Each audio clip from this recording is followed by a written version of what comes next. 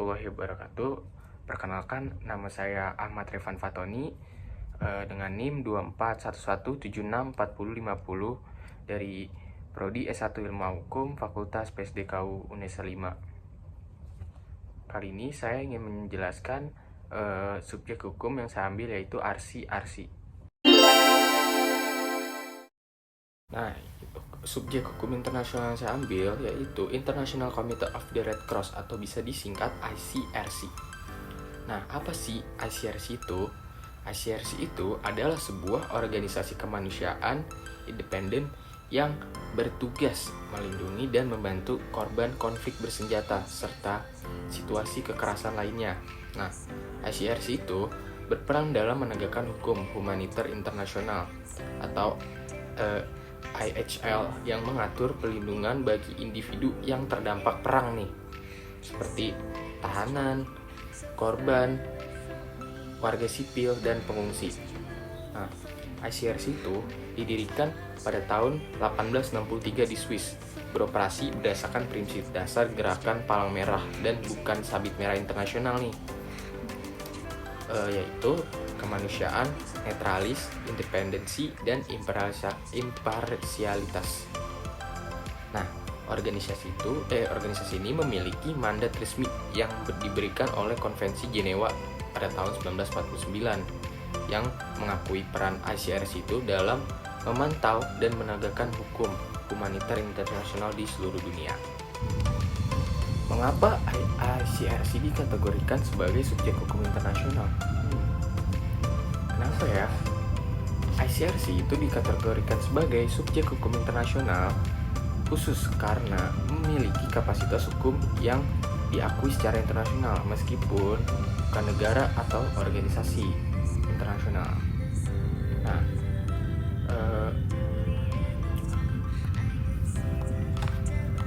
alasan utama ICRC menjadi subjek hukum internasional adalah: 1. Diberikan status khusus oleh Konvensi Jenewa tahun 1949. ICRC memiliki mandat resmi untuk melindungi korban konflik bersenjata dan memantau kepatuhan terhadap hukum humaniter internasional atau AHL.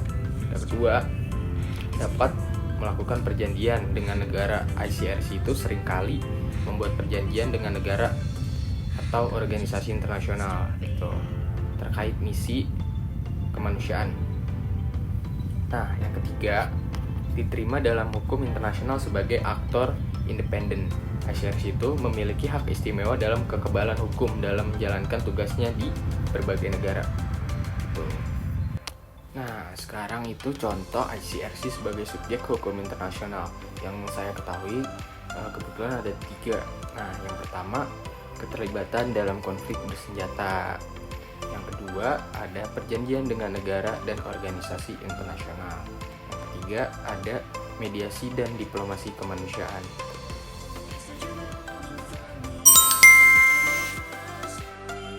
Nah, sekarang yang terakhir ada permasalahan terkait status ICRC sebagai subjek hukum internasional. Yang pertama, ada batasan kewenangan hukum. Yang artinya meskipun memiliki kapasitas hukum, ICRC tidak dapat mengadili atau menghukum pelanggar hukum humaniter internasional seperti Mahkamah Pidana Internasional atau ICC.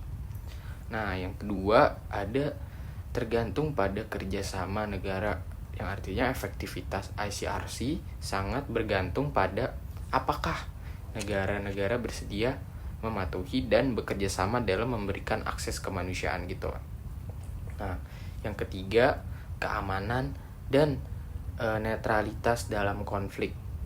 ICRC sering menghadapi tantangan dalam mempertahankan netralitasnya gitu di zona konflik, terutama jika dianggap berpihak pada satu kelompok tertentu, apalagi kayak gitu.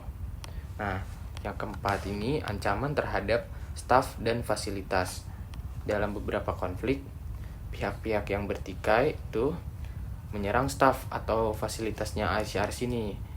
Jadi menghambat tugas kemanusiaannya mereka itu sendiri gitu. Terima kasih.